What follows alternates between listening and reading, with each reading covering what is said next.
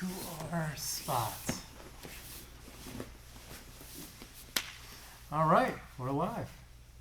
How's everyone doing? Dave, how are you today? I'm good. How are you? Excellent. Hope you guys listened to the new episode of To the Death podcast. It was a lot of fun. If I demonstrate any technique, there's a good chance I'm not going to let go.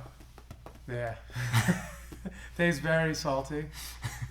So today we're going to work on taking the back. You know, I posted the topic as back attacks. We're going to do more specific in the gi. I think maybe we'll do some different stuff in no-gi on Wednesday.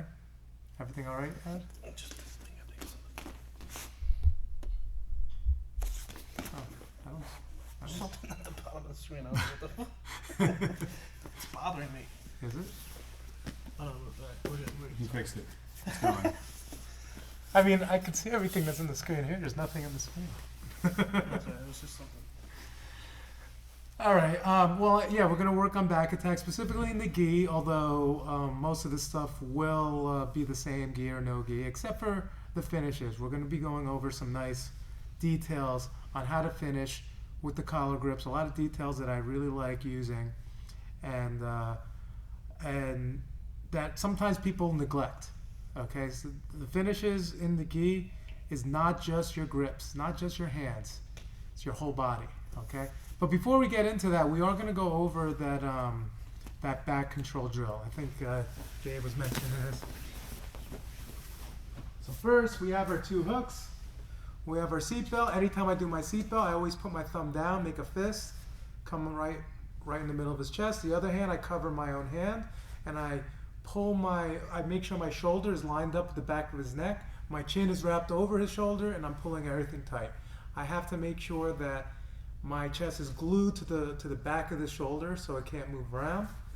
One of the common mistakes is that people are too loose here. Whenever there's space here, Dave can easily move his head to the other side of my head, and there's his escape. So if we can always keep ourselves nice and tight here, it'll make the back always a lot more secure. Now what we're going to do is we're going to do a drill where we fall to one side. Let's just say we fall to this side. Dave will actually hop my bottom foot, and at this point, I'm going to use my bottom foot to help me get up to my knee. So I go like this, I do a bridge, I come up, and this knee is now going to come up even with my elbow right here, all the way behind. Then I'm going to sit to the other side. Notice that my bottom hook is always in. I always want the bottom hook in first. Then I put the top hook, and now Dave's going to remove the bottom hook. So on this side, try to keep this hook in. It's not the end of the world to take this foot out and then get up to your knees, but if you can keep it in, it's a little bit better. I'm going to take this foot out, use my toes to get up onto my elbow like this. Then I come up and I slide my knee behind my elbow, and then I'm able to sit and roll them to the other side. Now I have my hooks, and he just does it again. I use my bottom foot to bridge into him. I slide my knee up, and then I sit. And over here, let's just move back a little bit. Then I put my hook in, he removes this hook. I come up, slide my knee in, and sit. Should always be going from one side to the other. Let's keep doing this one.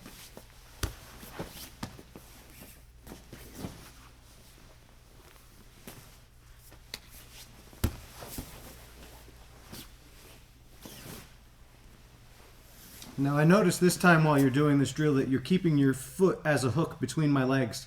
But I feel like in the past you've talked about maybe not leaving it between the legs. Does it make a difference? Okay, so between the legs, in this drill it doesn't because I already have your back. Okay. So putting it across the waist is going to be a situation if I'm taking the back. Because this is kind of a similar technique as when we take the back, which is our basic back take from side control.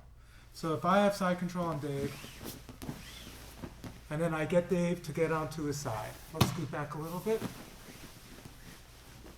All right, so from this position, I make my seatbelt. So I make sure that my chest is behind the shoulder. Forward, my chin wraps over the shoulder. This hand's gonna come underneath. I'm gonna grab my hands together. So I have my seatbelt.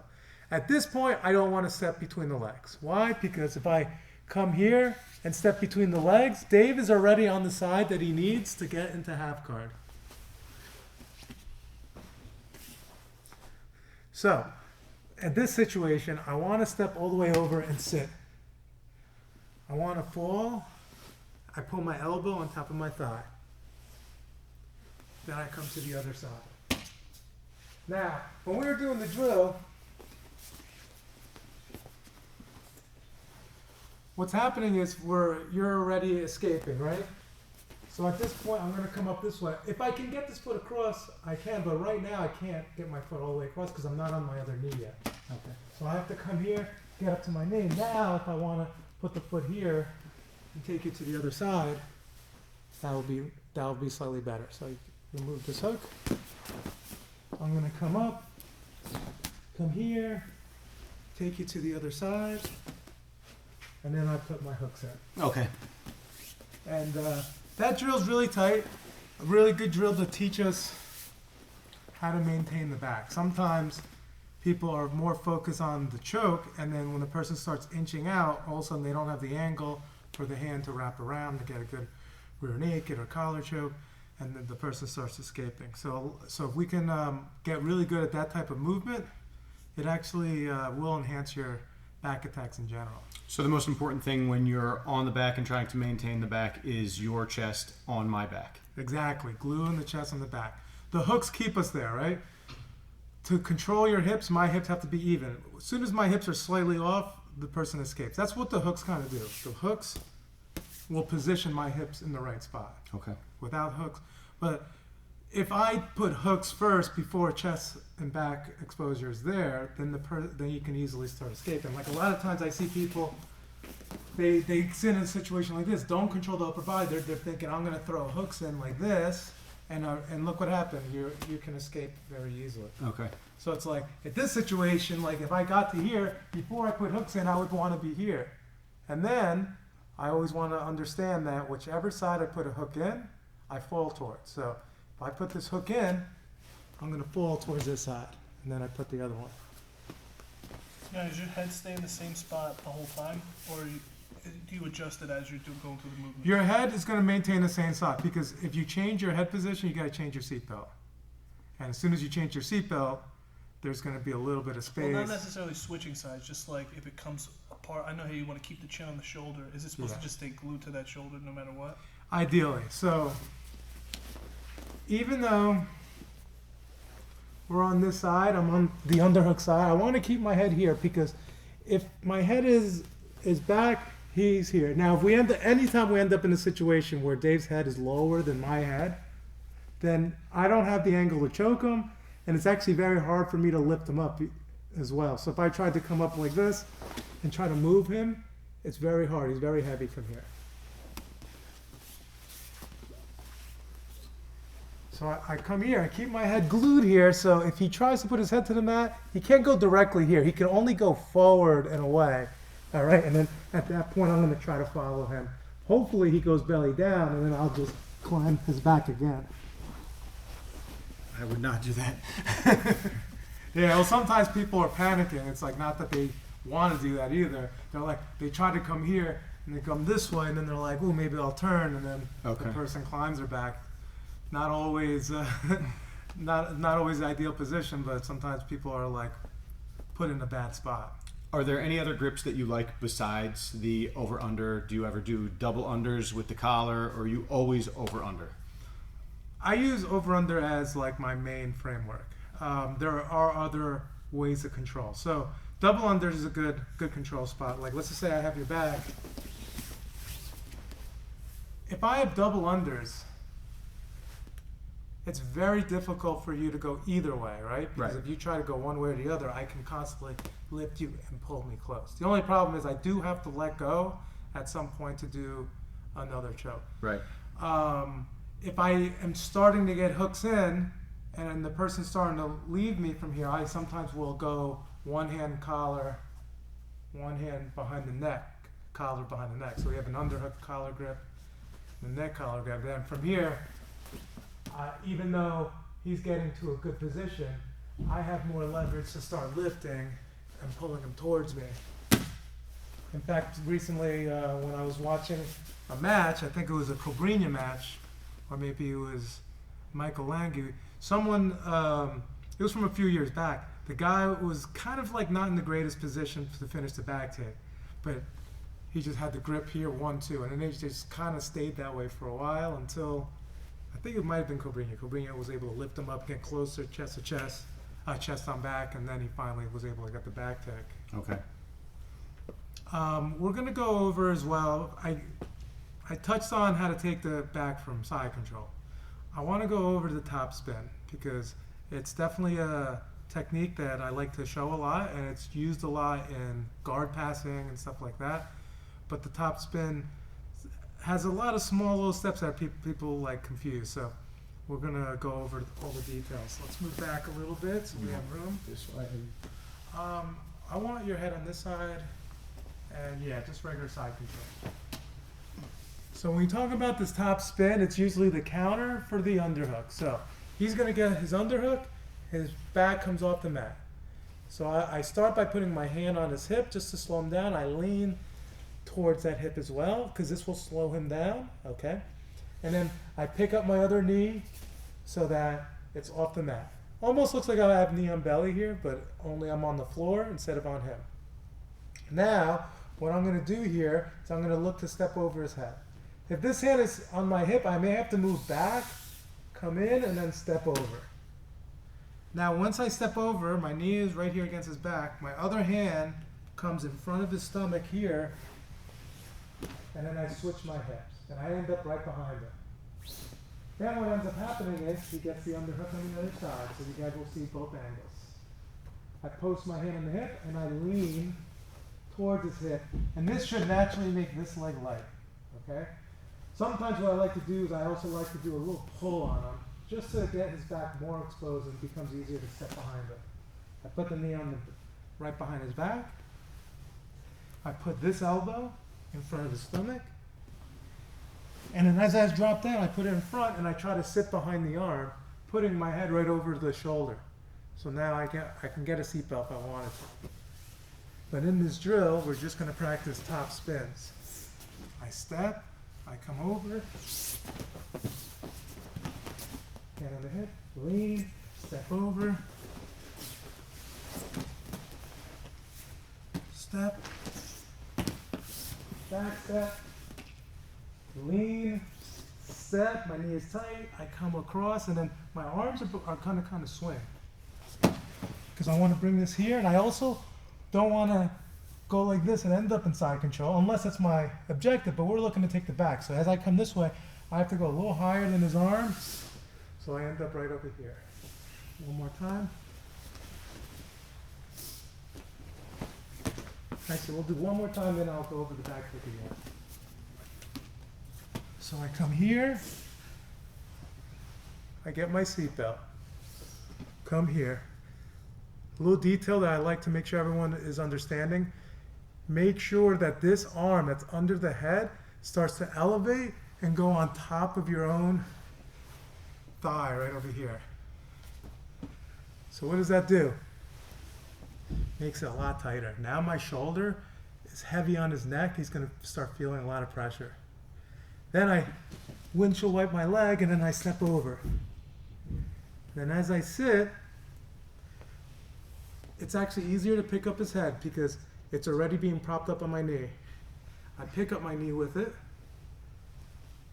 I fall to my hip. Then I start putting hooks in so I can start attacking the back. Now, one detail, you mentioned it, but I don't know if everybody's going to understand as much. When I'm getting my underhook and turning on my side, Yanni is not pressuring into me at all. Because if he's pressuring into me, I might not be comfortable on my side. That's why he did that little extra pull to expose my back even further. That was a detail that he went over a while ago with me that made me start hitting this move, and I became successful at this move. Before that, I was putting too much pressure on top and not letting enough of the back be exposed. Yeah, it's like the difference between trying to submit someone in side control and run around them and take the back, right? You can't do both, okay? You can't put pressure and move at the same time. You have to kind of choose between one and the other. in this type of technique, it's good to sit back and let the person come up and expose themselves. Very similar to like when sometimes I sit back and allow people to get up to expose their neck for a guillotine or something like that. If you lead them into something, then something else is open. Something that they're not expecting. Like if he's coming with an underhook, he's not thinking, oh, I might give up my back. He's thinking, I'm going to try to take him down. Right? If he's focused so much on his own offense, then I'm going to try to capitalize on something he's not defending at that moment. Now we'll start going over some attacks, okay? So those are like, if you have those basics right there, know how to topspin, know how to take the back from side control, and also finally know how to retake the back when the person starts escaping, then you have a basic idea of how to submit. Today we're going to focus on collar chokes, all right? And then I think on Wednesday we're going to go over a little bit more on the rear naked choke and maybe even the reverse triangle and stuff. But the collar choke is basically one attack, but it has a few variations, and then you can change your grips a little bit depending on your variation. So we're going to start sitting, but we all know that this is not a real position. No time during your roll do you end up both of you sitting like this, right? You usually end up either on one side or the other side or flat on your back. You never end up sitting, but for this purpose, we're going to just go over some very basic details of this choke. All right, so the first detail is my underhook hand. This is the hand that I open up the collar. All right, notice whenever I open up the collar, I flip it open so you can see the inside. I don't want to grab the collar when it's folded inward because then it doesn't really wrap around my hand right. So when I turn it this way, I let right here, this part of my fingers that bend in, wrap around the gi, and my thumb is inside. But now I can wrap around and get a good grip of the lapel. If you grip this way, you can still grip it pretty good, but it's just not going to be as tight. So we might as well take that extra second to make this grip. And then of course I'm going to slide down. I always if I really want to make sure the person taps as early as possible, I slide up until I feel the skin of his neck being pinched inside my own grip here. That's how deep you want it. So we come here, open, slide. All right. I'm not going to grab super tight just because these chokes are so tight that it doesn't matter how deep you get it. The other hand, I'm going to slide on the other side. I'm going to reach for the other lapel and grip this way. And look, I'm going to kind of do the same thing but in the opposite direction. I come here and make these two grips. Now I'm nice and tight. From here, I can possibly submit them just by pulling. And if I were to do that, I would have to extend my arms and start separating my head. And as you see, I can get the tap. Takes a big movement to get the tap though. I had to slowly go here. If I want to make it as powerful as possible, I have to use my legs. So the first part is I fall towards the underhook. I step on his hip and I push him straight down. Now I take this foot that was between his legs and I come up. Ideally, I like to hook around his hip. This way, it's hard for him to step over. If you remember the original drill, he had to step over this foot. If I hook it around the other leg, now it becomes harder, and meanwhile, I'm able to get a better angle. So now this foot pushes him down low enough that I can take my leg over his shoulder and curl down. Now, his only way out is between my legs. So I'm going to close that space. This one goes down, this one comes up. And now I extend. All right, so 1, 2. Sometimes you can come this way, but this way is actually a lot easier for, sorry, Dave. This way is actually a lot easier for him to uncross. So if he pushes up, he can easily uncross, and that's his escape. When I come this way and this way, it becomes harder for him to uncross. Like this way, he can push up, and then this is the leg that's the pressure, right? But when I come and make this leg heavier, it becomes harder to get rid of this leg. And meanwhile, this is the choke. Just a small movement right here. Yeah, can you talk about the grips a little bit? Just because you're not going to get tired the way you're holding them. And are you like holding cupcakes, or is there a better way to hold the... Oh, right. No cupcake grips. Dynamite grips. Right, let's scoot back a little bit. Also, one thing that you didn't mention, but you did it, is with your underhook grip on the cross collar, you climbed that up. So it's not like you reach straight across. You tried to get that nice and deep, just like the choking grip. Oh, okay. You're saying with this hand? Yes. Okay. So from here, first thing I come in, I slide in, and then of course, when I make these grips, I want to try to make a fist. You know, if the less fingers you have involved in these grips, the more tired your hands will get. Sometimes, I think a lot of us, when you roll, you've had that situation where you didn't get the optimal grip and you grip like this with only like 2 fingers, and what ends up happening is you end up getting tired and you end up slipping off and stuff like that. And the other thing is we have to make sure that when we make this grip, I'm not like if I'm going to bend my wrist, it should be down this way versus this way with my wrist bent inward like this. Because what ends up happening is when it's bent this way, my wrist is completely straight and I can hold on for a lot longer. The moment you're like here, because you could barely reach and you're like gripping like this, then the person is going to be fighting, like grab my wrist here, he's going to fight against it, and it's actually very difficult for me to hold on. Whereas if I bend my hand backwards like this, keeping my wrist as straight as possible, it's much harder. My other hand, I do the same thing. I'm reaching for it. Coming here, I take the gi and I rotate the gi outward so that my fingers wrap around. Now I have the grips. All right, so it's funny. It's like a lot of small little details, but it makes a difference when it comes to when Dave is fighting against it. Like for example, I come here. Look, I'm not going to go super deep. I'm going to go like about an inch away from his neck. Okay. Now I fall to my side, and then I come all the way over. If I don't go all the way over, let's just say I come like only one leg over, and Dave is grabbing with both hands on my wrist. Now on 3, I'm going to extend, but you're going to fight off as much as you can, okay? Ready? 1, 2, 3. Okay. Took a lot of strength for me, though. And if we were really fighting, you're going against a really tough guy, way better and tougher. You may end up giving up on the choke. Now, if I come here, come all the way over, and I connect my hand, and I reach in. I can't even get in all the way. And I'm actually 1 inch away. In a real roll, I'd be gripping this tight. I'm doing it from here.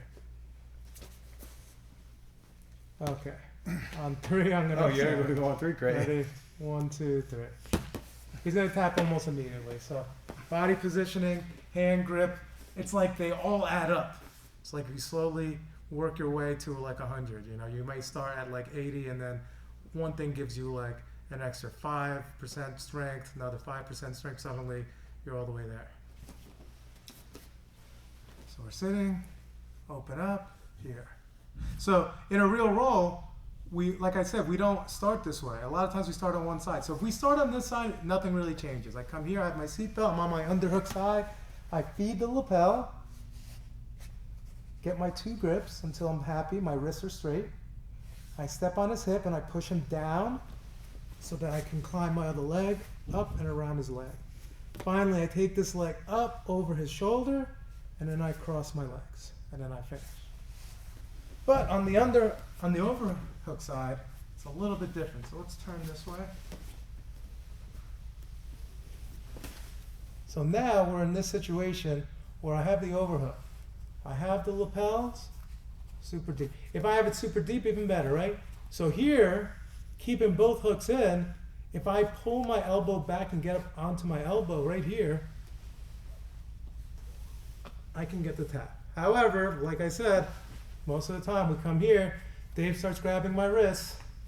Now when he fights against it, I don't think I'm going to get this tap right here. I need to get my legs involved. But I'm going to have to get rid of this hook. And it almost looks like the drill we did before where you allow the person to step. However, this grip, let's turn a little bit so that they can see what's happening here. I'll make the grips again. This grip, the choking hand grip, makes it impossible for him to finish his escape. If he tries to continue turning and facing me, he's going to run. Making the choke tighter. Exactly. He's running into resistance, making the choke tighter. Now I do the drill where I get up to my knee.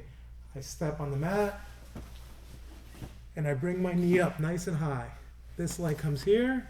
As we fall to the other side, I come up, come over, I take my other leg and cross, and then I have the choke.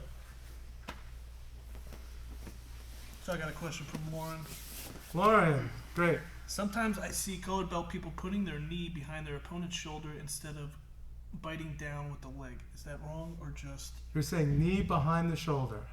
I think I know what she means by this. This is not when you have the both hooks though. A little different situation.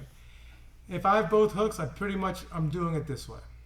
Sometimes I have side control taking Dave's back, and maybe I already got the hand got my hands into the choking grip, okay? But Dave is kind of like defending like the hooks, and he knows that I'm going to try to put hooks in, and it's hard for me to get that leg all the way over his shoulder. Even this leg is kind of hard. So sometimes what you can end up doing is I can bring my knee up over here, and I could use my knee to help finish the choke.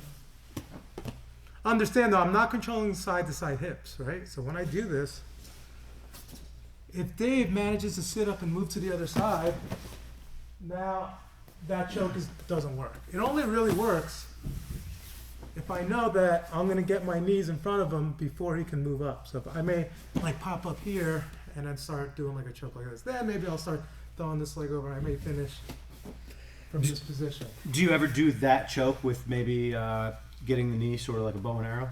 Yeah, that choke can work with the bow and arrow as well. In fact, pretty much we're going to go over bow and arrows in a little bit. They're the identical choke. The only difference is you're sacrificing a little bit control for a little more power and leverage. You know, like it's more powerful. Like you can pull the person's leg in one way and their head goes in the other, so you're putting them in a much weaker position. But you're sacrificing some control to do it. Where here you see how my hands are like closing a circle right here. Here, I opened it up to do it, so sometimes there's a common escape when you're going for a bow and arrow where the person actually pops the elbow off, okay? Well, now you fixed my bow and arrow choke with your detail on that elbow, but also since training with you and Ed more and more, I believe less in the bow and arrow and more in the regular cross collar. Yeah, so if you can get cross collar, there's no reason not to get it because it's so much more secure and so much harder to escape from. And if you lock, like the details I showed you with closing those legs, that's ideal. If you can close those legs, it makes it really strong. Jen said, sounds like Marissa special. Absolutely. Did you want to... Marissa loves the bow and arrow, and Jen's been a victim of that choke too many Fight times. the elbow, Jen, like he's saying. Yeah. What were you going to say? Did you want to show the details on choking from the strong side one more time?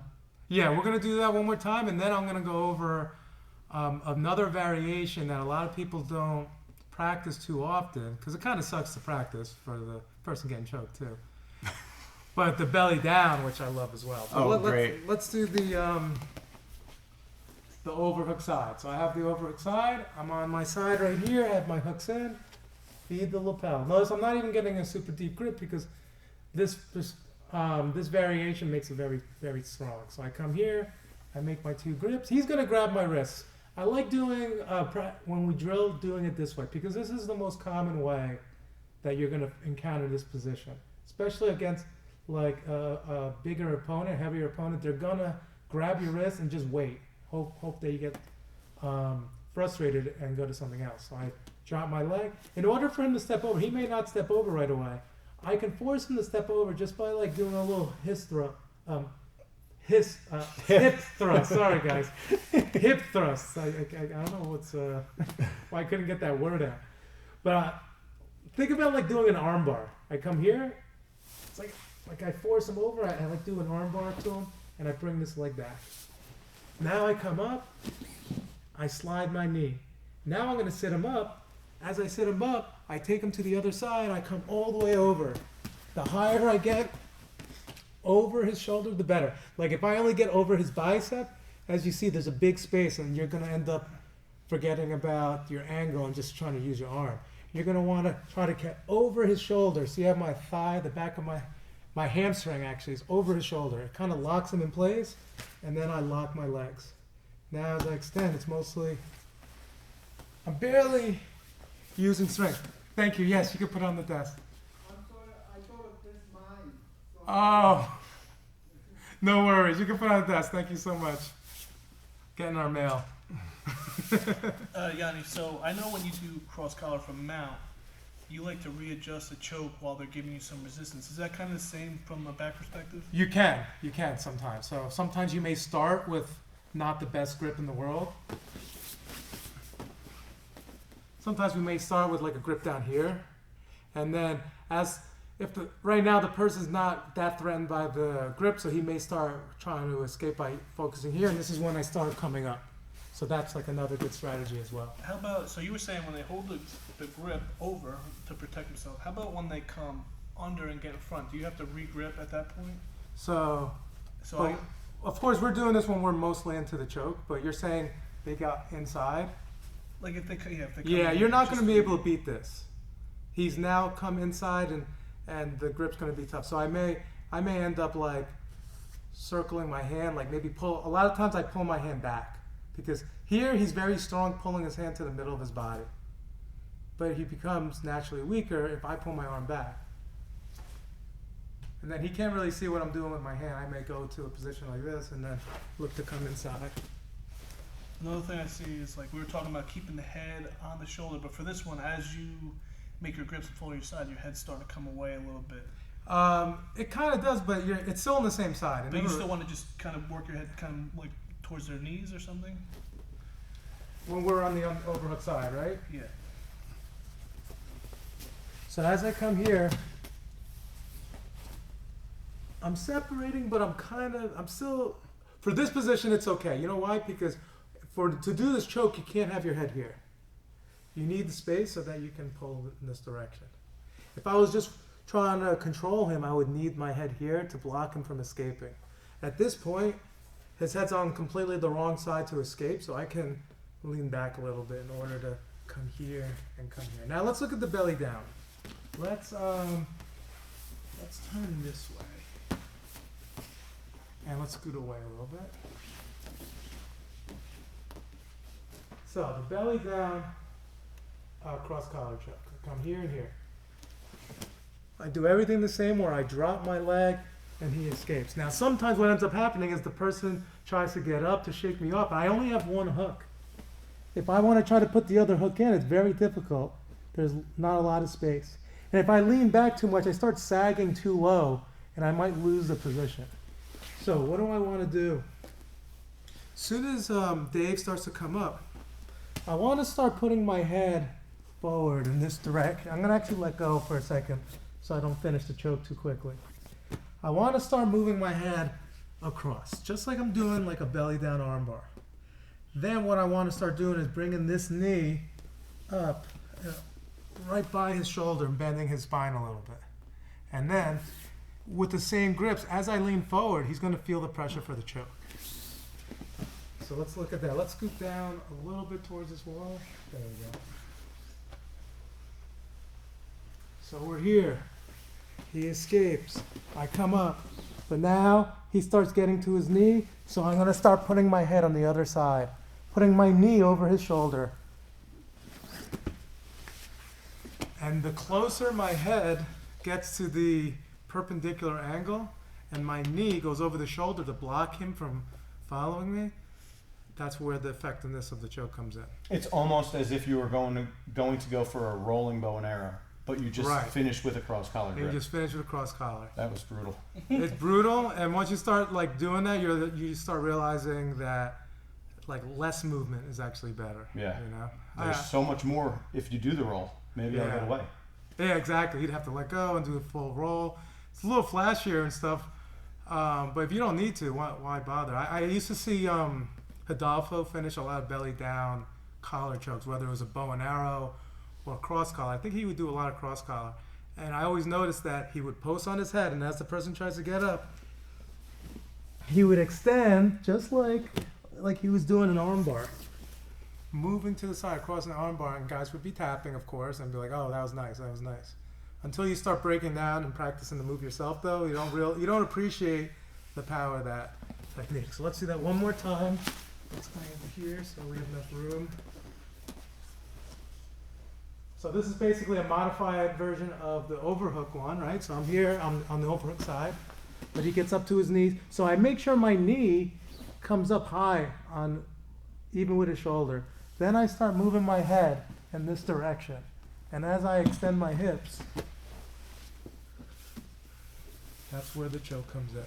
I think maybe if we do one this way, they'll be able to see your Yeah. opposite leg. Volunteering for this choke again. I just miss being choked though, that's why. I know, right? We miss all parts of training.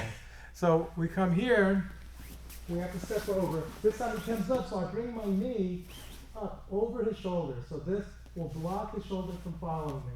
Now I start bringing my head forward in this direction. Then finally, my knee drives forward and I move into like a hip thrust motion, like an armbar. So we were talking about the grips. This is just all these chokes. If you have the grip set up the right way to start, it takes a lot easier to finish. But what happens if you kind of lose your grips in the middle of that? Like you're kind of over him, and then maybe your grips falter, or he broke one of them. Well, I mean, it kind of does fall apart altogether. You're going to probably want to look to retake the back. Sometimes you can get away with just like a half grip if your body position is really dominant, and then you can use your hips. You'll make up. But when you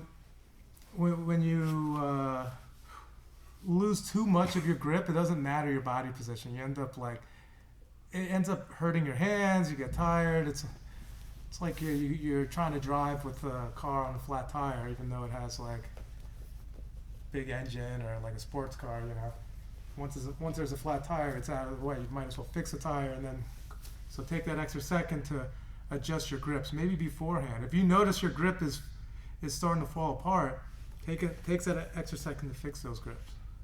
For the belly down, can they slide you off because you need to be higher up on them to finish or finish the choke? Yeah, so that's why I'm using my knee, even with Dave's shoulder. When my knee is up here, it kind of blocks him from getting any higher. Then I'm going to start coming forward. But you do need to get forward. My body position in a belly down choke should look like this. Not like this. With my butt back. It's got to come forward with all the weight is on my hips, and the person should feel every ounce of your weight. If you sit back, you don't feel it as much. I definitely feel everything. The way that Yanni's moving his body when he does this choke, his knee blocking my shoulder, he turns perpendicular. There's nowhere that I can go. If I try and go one way, he's basing with his head over there. I can't go back the other way. His leg's over my shoulder. I can't even move my upper body at that point. Exactly. And if you kind of look at it inverted, it's the same position that we actually are in when we're on the underhook side. So it's really the same choke. It's just understanding how to position. So the reason the underhook choke works so good is because I get to come here with no hands. I'm just kind of like using my hips. You see how much power I have in my hips, how much movement I have? When I connect my hands, it becomes really powerful. So the reason that it's the same thing when you're on top. I come here, I'm extending, keeping those grips the whole time, and as you use your hips, the person is going to feel immense pressure, and they're going to end up tapping earlier, going to sleep quicker. You know? Yeah, lips went tingly on that last one for sure. Yeah, I know. That's the tough part about these drills, especially when explaining them. Like, I have to stop in certain positions, and that's why I generally always teach when I'm demonstrating. I teach it with at least an inch away, but in reality, that's not how you want to do it. You got to get it as deep as possible, because also you got to think in a real match, you may not get you may not get the opportunity to get a perfect grip anyway. So get it as tight as you can anyway, because then there's going to be movement, and it may loosen up later. If you purposely start loose, you will, just because it was quicker, you give more space for you to lose the position later on. Now, you were just talking about how you don't like to get ultra tight grips when you're teaching the move, but if we were going to do the bow and arrow choke, you never get a super tight grip with a bow and arrow choke, do you?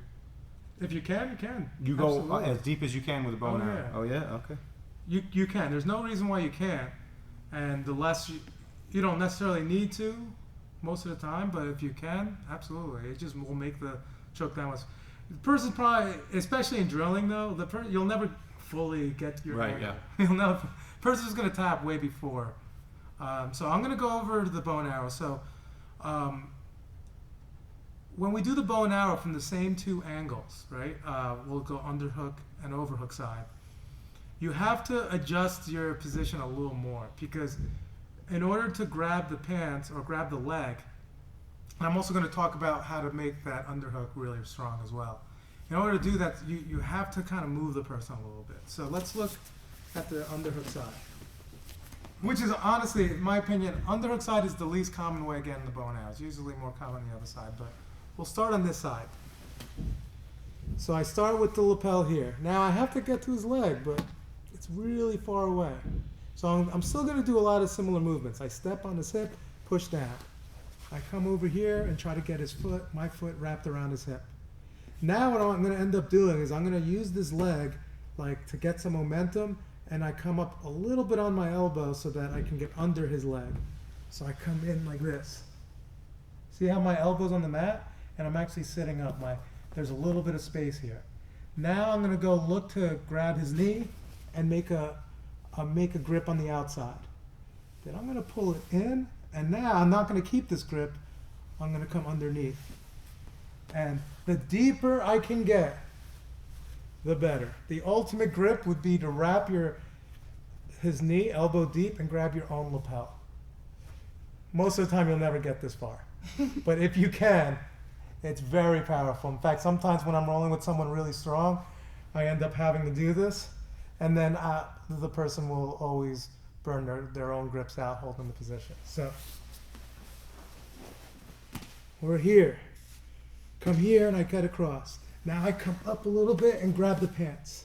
So if I freeze time, I come up on my elbow, get my head as close to the knee as I can so I can grip. Now I come in. Like I said, if I can grab, even better. Now everything else is going to be the same. I come up, over. I protect the top foot, and then I extend.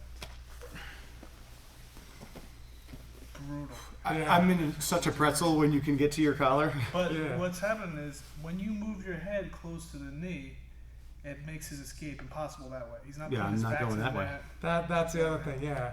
And it puts you in a position to get a better grip, right? The closer my head is, it's almost like I'm doing a knee bar to him, you know? I was thinking that. Yeah, it's like I want to get to a position like I'm doing a knee bar. A lot of people are happy with this grip. And you see so many, even at high levels, able to finish this. But there's limits to this grip, right? You're going to run into those limits, especially against someone who just cares about not getting tapped. You know, you're going to run into those people that are just like, I'll just hear. And then the further away I am from his leg, look at my elbow. That's exactly what I was looking at. And that's what we were talking about early on. You've popped the elbow out. When I have this grip here and I get elbow deep, where's my elbow now? It's way back behind his neck. So it is possible to escape this way, but it gets much harder. And if I can come here to pull in this direction, it's super deep. So let's look at that one more time. Let's just scoot back a little bit. So I fall to one side. Feed the lapel. Step, step. Maybe for whatever reason, I didn't make the second grip. Maybe his gi's open. Maybe he's fighting it a little bit. So I'm going to come up onto my elbow and bring my head as close to his knee, and then I make my grip. Now I position myself so I can get a deep grip, elbow deep if you can. Come all the way over. Cross my legs. Remember, I don't want to cross this way because it's much easier for him to open. Here and here. Now if he tries to open, very difficult. I use my legs and my hips. What color am I? Now we do the other side. Dave is very happy he volunteered tonight. I am. I feel getting choked after not being choked for so long feels good. So we're here, we're on the one side. Maybe I didn't have this second grip. I still do the same thing. I'm gonna have to let go with the bottom hook, allow him to step over. Let's just turn a little bit. So I come up. Remember where my head's got to be. If I go here and then try to sit back, look how my elbow's close to his head. He can easily strip it. So I move my head close to his knee, and look what I'm going to do. I'm going to actually lift him off the mat. I come like this, and I come up. Dry. Are you standing on your right foot right now? A little bit, yeah. I'm Okay. driving. Now I'm going to underhook, elbow deep. And I'm going to end up in the same position we just were. I come over, and then I cross, and then I finish. I was just about to ask you if you were going to sit him on your lap or something, but that is way worse. Oh, yeah, that was way hard. worse. Like I said, you want to get your head in the right position. If your head's in a bad position, you're going to accept a weak grip, and that's why sometimes, even though bow and arrow is such a powerful choke, that's why people escape it, because you're accepting inferior grips. And if I'm experienced in the position and know that the person is like doing weak grip, I'm going to be like, oh, good, I'll take advantage That's and what I pop do my every head out. time. Exactly. So now let's just say that somehow out of that position, it's so tight I can't see it happening, but let's just say that I did escape my head. Being so close to my knee, do you find it easier to attack the armbar? Yes. So anytime I end up here and the person pops this, and this arm can just come here. And then I'm already holding the leg, I can start stepping over the head and then looking for the arm But bar. before you grab the leg, if they come up to the knees, you can still just go belly down, or you're going to try to keep them down. So to go belly down, we have to end up on Okay, that right, side. right. So I can do the bow and arrow belly down. Let's turn this way. So let's just say I already have the leg this way and he's already stepping over. So here's where I'm going to come up, and I don't want my foot on the mat. So I'm going to want to come up here, bring my head here, and that's how I finish it belly down.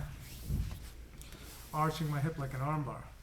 Let me go over the first one again, just because I want to go over setting the person up. A lot of people. Jen said another Marissa special. Yeah, exactly. Scoot over this way a little bit. Marissa has a really good bow and arrow, and Jen hates that. She always says how, like, you know, that's always the way the roll ends. It's like no matter how good the roll starts for her, it always ends that way. So I come this way. I have my collar. I drop my foot. He hops over. I come to this position, just like I'm retaking the back. I didn't have my second grip, and his gi is not available. So I'm going to start reaching for his leg. Even if I make a grip, that's fine, but I always position my head right over it. So I use my leg, and I lift him up off the mat right over here. Now I underhook deep, and I come here. Look at my legs all the way across. This is ideal. I come over his shoulder, protect my foot, and I finish the choke. A lot of this is in your transitionary, the way that you're staying tight. He doesn't really have the option. Like, he could try to fight for this, but he's Yeah. crunching his whole body into Yeah. a position where he's just, so if somebody's grabbing your elbow, that means you're doing not right. Exactly. So if someone is escaping, you probably, like I said, accepted a grip that you shouldn't have accepted. And what ends up happening is if you make a mistake for like a long time ago, fixing it when you're at the end becomes harder. So sometimes it's always a good idea to like take your time at one step or go back a step, fix it, and then go forward. And you'll have a lot more success in a lot of these submissions. I felt like I was just in trouble from the beginning. I never have a moment of space. I feel like I'm trapped at every step of the game. That's because the deeps that, I mean, you're not letting him, but he has it. Yeah. The grip is where everything starts. If you have a weak grip, you're setting yourself up for failure. So Yeah. that's most important to start it. Start with the grips. Yeah, the grips are very important. And of course, you need the backup too. That's why I wanted to start with the drill, what we did. If you notice finish him both the bow and arrow and the cross collar is the same movement with our body as the original drill. Like we sit the person up, come over, sit the person up, come over. Once you get good at sitting the person up, coming over, adding some details with your grips, you can add it really quickly, especially if you have those fundamentals. That's why even if you come from like a no-gi background as long as you know how to retake the back often, like that's part of your game already. Adding these chokes should make your game way more dangerous. Right. And you're always controlling the top hip with your bottom hook. Yeah. That's like the biggest detail for all of If these I can, chokes. yeah, that's the ideal. If you can get there, you make it harder for them to easily escape. If I accept my foot low, the person just slips out, and it's like now I have to worry about putting the hooks back in and recapturing. Okay. I probably have more to add, but there's not enough blood yet. Yeah. Well, another thing is when you're on somebody's back, it could be stressful for you if you let their hips get on top of you, or you're carrying their weight, or they're driving into you. So keeping the foot across their waist keeps their weight. Exactly. It keeps their weight in a position where they can't use it against you effectively. Right. And then your top foot stepping on my hip the entire time, I can never get my weight on top of you. Yeah, absolutely. So that's like everything you need to know. There's even though we only showed 2 techniques, right? We in essence showed 6 techniques. Well, if you think about it, any choke you do, the grips got to be Yeah. there, and if your hands get too Right. tired because you're holding them wrong, you can't do any of these moves. Yeah. And like each variation, like I said, the cross collar choke on the underhook side, overhook side, belly down. If you only know one of them, you're going to run into problems often, and you're going to, especially against certain people that are very explosive, going crazy, like especially like guys that just started jiu-jitsu from a wrestling background, they still have that wrestling energy. When you have their back, it's hard to like follow them. But if you know how to go from one side to the other to belly down, people shouldn't be escaping your chokes. I feel like the details for finishing on the overhook side are probably some of the most important, because I've seen over and over somebody just trying to finish on the overhook side and they're just stretching their arms out because you have nowhere to pull your elbow. As they stretch the arms out, that's the escape to pop the head out. Yeah, exactly. So you have to make sure that you know the transition, you know the final spot. You want them wrapped around your legs so that you could use your hips. And if you get there, it should be checkmate every time. Awesome. All right. Any other questions from the chat? We're getting to the end of our hour, so that's kind of that's all I really wanted to get into. We can also go over we have the single wing and the other variations, but if you understand the cross collar and then the bow and arrow and what makes them work, what you do with that other hand, you can just add little variations to make it a little bit stronger, but everything else comes from this groundwork. That's where we come from. All right, we're good. That was great. Thanks for chatting with us. See you guys in the next one.